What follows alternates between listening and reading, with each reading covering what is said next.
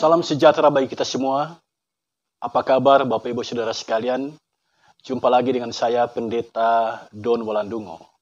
Kali ini saya mempersiapkan khotbah untuk tanggal 24 Desember, ibadah malam Natal. Nah, bacaan kita saat ini diambil dari kitab Injil Lukas, pasal 2 ayat 11 sampai ayat yang ke-14. Sebelum kita membaca dan merenungkan bagian Alkitab ini, mari kita berdoa.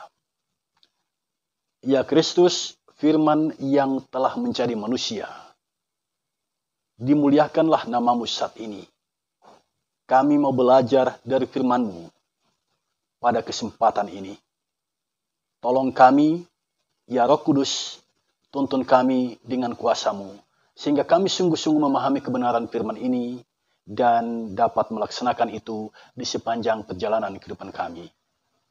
Di dalam nama Tuhan Yesus kami berdoa. Amin.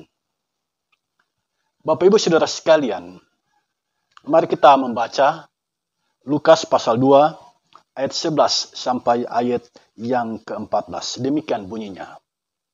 Hari ini telah lahir bagimu juru selamat, yaitu Kristus Tuhan di kota Daud.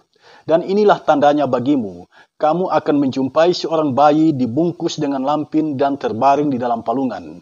Dan tiba-tiba tampaklah bersama-sama dengan malaikat itu sejumlah besar bala tentara sorga yang memuji Allah, katanya. Kemuliaan bagi Allah di tempat yang maha tinggi, dan damai sejahtera di bumi di antara manusia yang berkenan kepadanya. Jemaat yang dikasihi Tuhan, malam Natal adalah malam yang berbeda dengan malam yang lain. Di malam Natal, kita benar-benar menguduskan malam itu. Artinya, malam Natal adalah malam yang kita khususkan untuk menghayati makna kehadiran Yesus Kristus di dunia ini. Kita menghayati mengapa dia lahir di kandang Bethlehem. Kita menghayati apa misi Allah di dalam Yesus Kristus, Tuhan kita. Nah, tema khotbah saat ini, Yesus telah lahir, sambutlah dia. Kalau telah lahir itu berarti peristiwa yang sudah terjadi. Dan itu sudah terjadi 2000 tahun yang silam. Yesus lahir di Bethlehem, di dalam kandang binatang. Saudara, dari tema ini ada dua hal yang kita telusuri. Yang pertama, apa makna kelahiran Yesus bagi kita? Dan yang kedua, bagaimana kita menyambut Natal Yesus Kristus?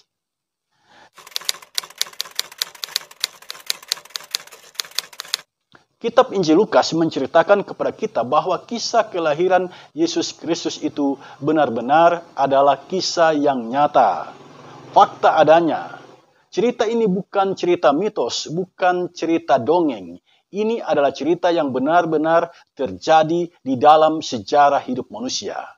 Dan untuk menunjukkan tentang hal itu, Lukas menunjukkan ada dua tokoh sejarah yang disebut oleh Lukas. Yang pertama, Kaisar Agustus. Dalam catatan sejarah, Kaisar Agustus adalah nama dari seorang kaisar di kerajaan Romawi. Nama aslinya adalah Gaius Julius Caesar Octavianus atau Octavianus Augustus atau Kaisar Agustus. Nah, kata Agustus di sini, arti kata Agustus adalah mulia. Jadi ini adalah kaisar yang sangat dihormati di kala itu. Nah, Kaisar Agustus memerintah dari tahun 27 sebelum Masehi, ya, sampai tahun 14 Masehi. Ini rentang waktu yang sangat panjang. 27 Masehi sampai 14 Masehi. Itu berarti selama 41 tahun Kaisar Agustus berkuasa. Nah, di zaman dialah Yesus lahir. Dan ada juga tokoh sejarah kedua yang disebutkan di sini, yaitu Quirinius, yang disebut dalam kitab suci kita, dalam Lukas pasal 2 ayat 1, dia adalah wali negeri di Syria. Jika kita memeriksa catatan sejarah, ternyata nama ini ditemukan. Dia adalah pejabat pemerintah Kekaisaran Romawi yang ditugaskan di Syria untuk mengurus urusan militer. Nah, dia ada di Syria tahun 6 sebelum Masehi sampai tahun 4 Masehi. Nah, di zaman dialah Yesus lahir. Jadi cerita tentang Yesus itu bukan cerita isapan jempol belaka, bukan cerita yang dikarang-karang, bukan dongeng, bukan mitos, bukan.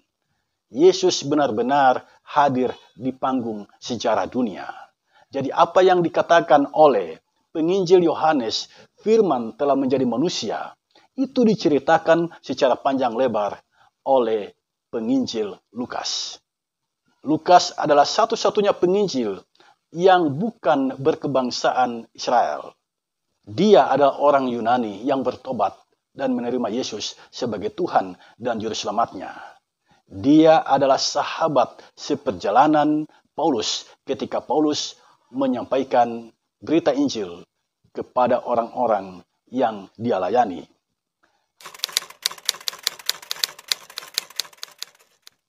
Nah, pada saat Yesus lahir, ada sukacita besar di sorga.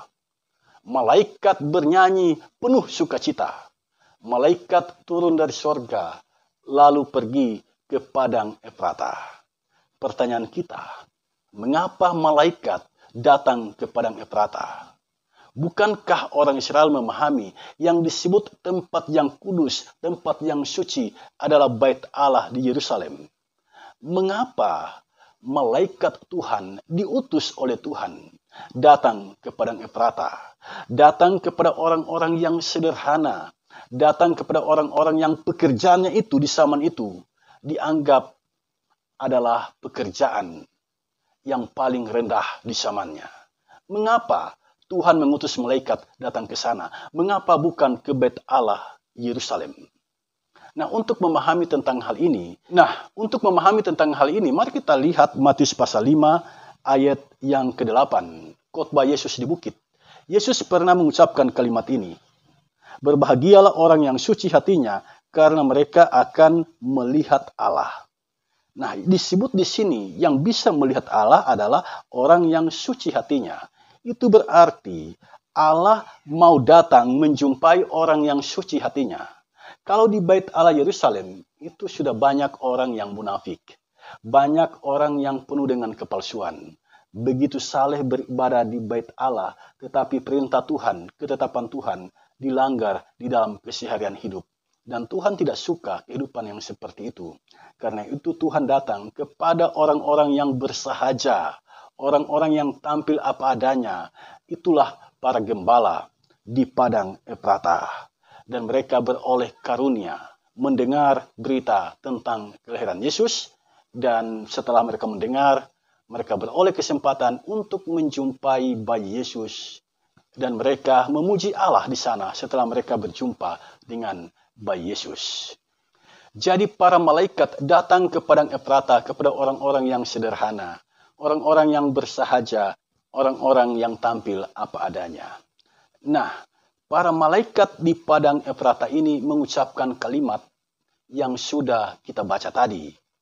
Dari apa yang kita baca tadi, dari perkataan malaikat yang sudah kita baca tadi, saya mencatat 3 hal penting. Yang pertama, saya mengajak kita melihat ayat 11. Di dalam ayat 11 tertulis seperti ini.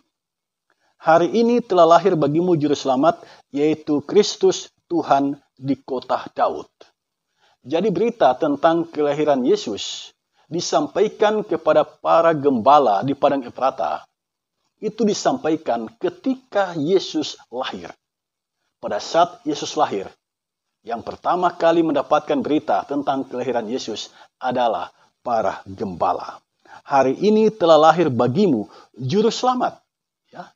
Yesus disebut di sini juru selamat. Jadi yang mengatakan Yesus juru selamat bukan siapa-siapa, tetapi malaikat Tuhan, yaitu Kristus Tuhan di kota Daud. Ya. Juru selamat, Kristus atau Mesias. Ya. Dan yang ketiga disebut di sini Tuhan. Jadi Yesus adalah juru selamat, dia Mesias, dia adalah Tuhan. Yang menyebut 3 hal ini malaikat. Nah sekarang ada banyak gugatan orang tentang iman Kristen ini, mereka mengajukan pertanyaan, siapa yang mengatakan Yesus itu adalah Tuhan? Dari bacaan kita saat ini jelas, yang mengatakan Yesus adalah Tuhan adalah malaikat. Karena itu, jangan kita terprovokasi, jangan kita gampang gelisah ketika mendapatkan hantaman ataupun serangan dari orang-orang yang mengatakan bahwa Yesus itu bukan Tuhan. Kitab suci yang kita baca saat ini menegaskan bahwa para malaikat menyebut Yesus itu juru selamat, Yesus itu Kristus, Yesus itu Tuhan. Yang kedua, mari kita lihat ayat 12. Dan inilah tandanya bagimu, kamu akan menjumpai seorang bayi dibungkus dengan lampin dan terbaring di dalam palungan. Ada tanda yang diberikan oleh malaikat. Kalau kalian mau pergi ke Bethlehem, mau menjumpai bayi itu, ini tandanya. Tandanya adalah bayi itu dibungkus dengan lampin dan terbaring di dalam palungan. Lampin adalah kain yang biasa digunakan untuk membungkus anak domba, agar dia tidak kedinginan, agar dia terlindung dari hawa yang dingin. Palungan adalah tempat makanan ternak. Jadi Yesus ada di kandang binatang. Dia dibungkus dengan kain lampin dan terbaring di palungan tempat makanan ternak. Ini menggambarkan sebuah realitas kehidupan yang sangat sederhana, yang mana Yesus benar-benar dilahirkan di kandang binatang. Nah, saudara sekalian, di sini kita melihat kesederhanaan, kebersahajaan dari Yesus ketika dia dilahirkan. Dan ini semua adalah simbol kerendahan hati Tuhan. Dia datang merendahkan diri serendah-rendahnya. Dia lahir di kandang binatang. Yang ketiga, ayat 14. Dalam ayat 14, malaikat menyanyikan kalimat ini. Kemuliaan bagi Allah di tempat yang maha tinggi dan damai sejahtera di bumi di antara manusia yang berkenan kepadanya. Ada dua kata kunci di sini, yaitu pertama kemuliaan, yang kedua damai sejahtera. Kemuliaan itu bagi Allah. Kemuliaan itu bukan bagi manusia. Jangan ada di antara kita yang tergoda untuk memuliakan manusia, memuji manusia, atau kita sendiri ingin dipuji, ingin dimuliakan. Ingat, kemuliaan itu hanya bagi Allah. Kemuliaan itu bagi Allah, bukan bagi manusia. Ya, bukan bagi manusia. Jadi, sebuah kesadaran baru kita temukan di sini. Bertobatlah dari kecenderungan untuk mencari kemuliaan, untuk mencari pujian dari sesama. Kembalikanlah pujian itu kepada Tuhan yang layak menerima puji-pujian. Yang kedua, damai sejahtera. Nah, damai sejahtera ini itu bagi manusia yang berkenan kepadanya. Jadi bagi kita, Tuhan menganugerahkan damai sejahtera. Dan tugas kita di bumi ini adalah menjalani kehidupan yang penuh damai sejahtera dengan Allah maupun dengan sesama. Nah, Bapak Ibu Saudara sekalian, dari ulasan kebenaran firman Tuhan ini, apa makna firman Tuhan ini bagi kita? Saya mencatat 3 hal penting. Yang pertama, Yesus telah lahir sebagai juru selamat, sebagai Mesias, sebagai Tuhan. Karena Yesus adalah juru selamat, Mesias, Tuhan, maka jalanilah kehidupan yang beriman sungguh-sungguh kepadanya. Jangan tergoda dengan ajaran-ajaran di sekitar kita yang menawarkan juru selamat lain selain Yesus.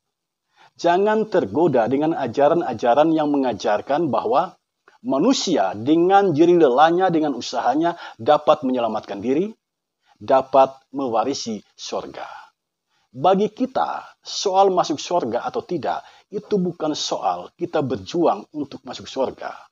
Artinya dengan usaha kita, dengan kerja kita, kita bisa menyelamatkan diri kita memasuki surga. Yang namanya manusia, dia terbatas, dia lemah adanya. Bagi kita orang Kristen, seseorang itu masuk surga atau tidak, itu soal iman. Jika dia sungguh-sungguh beriman kepada Yesus, dia akan menyerahkan hidupnya kepada Yesus. Dan orang yang seperti ini beroleh jaminan, dia tidak akan binasa, melainkan beroleh hidup yang kekal. Hal itu dicatat di dalam kitab Injil Yohanes pasal 3 ayat 16. Ya. Yang kedua, Yesus lahir dalam kesederhanaan. Kesederhanaan ini adalah simbol kerendahan hati. Itu berarti Allah kita adalah Allah yang sangat menjunjung tinggi kerendahan hati.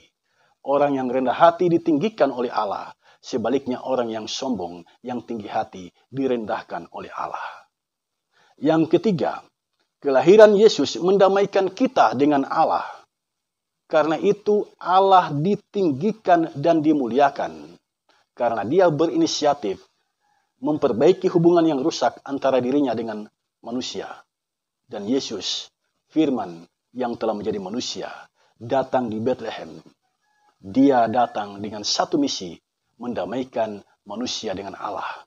Sehingga manusia tidak binasa, melainkan beroleh hidup yang kekal. Nah, saudara sekalian, setelah kita mendengar ulasan kebenaran firman Tuhan ini, pertanyaan bagi kita, bagaimanakah cara kita menyambut Yesus Kristus? Bagaimanakah cara kita menjalani kehidupan ini sebelum Kristus datang kembali dalam kemuliaannya? Saya mencatat 3 hal penting. Yang pertama, terimalah Yesus sebagai juru selamatmu. Berimanlah sungguh-sungguh kepada Tuhan Yesus. Kalau Yesus pernah lahir di Bethlehem, sekarang Yesus harus lahir di hati kita. Yesus harus lahir di hatimu. Jika Yesus lahir di hati kita, maka apapun yang kita lakukan, semuanya adalah bentuk cinta kita kepada Yesus, karena Yesus telah lahir di hati kita. Yang kedua, hiduplah dalam kerendahan hati. Itu yang diinginkan Tuhan dari kita. Orang yang rendah hati, orang yang selalu menghormati orang, tahu menghargai orang, tahu memuliakan orang, itu orang yang rendah hati. Dan dia tidak mencari puji-pujian di hadapan manusia. Dia menjadi sama seperti Yohanes Pembaptis. Punya spiritualitas yang tinggi, yang berani berucap, biarlah Yesus semakin besar dan aku semakin kecil. Orang yang rendah hati tidak tergoda untuk mencari puji-pujian dari manusia, untuk mengejar jabatan kedudukan agar dia dihormati. Tidak, saudara sekalian. Sebaliknya, dia menjalani kehidupan ini dengan penuh ucapan syukur. Dan dia tidak punya kecenderungan untuk merendahkan orang, menghina orang, memfitnah orang, menjelek-jelekan orang. Karena baginya semua manusia adalah sama di hadapan Tuhan. Yang ketiga, berdamailah dengan sesama manusia. Karena Yesus datang ke dunia mengemban misi Allah, mendamaikan hubungan kita yang rusak dengan Allah. Maka kita semua dipanggil oleh Tuhan untuk berdamai dengan sesama. Di hari Natal ini mari kita evaluasi hidup kita. Jika kita punya relasi yang buruk dengan sesama, segeralah perbaiki. Relasi yang buruk di dalam rumah, segeralah perbaiki. Relasi yang buruk dengan tetangga, dengan siapapun, segeralah perbaiki. Berdamailah dengan semua orang, agar sukacita dan damai Natal itu menjadi milik kita. Amin.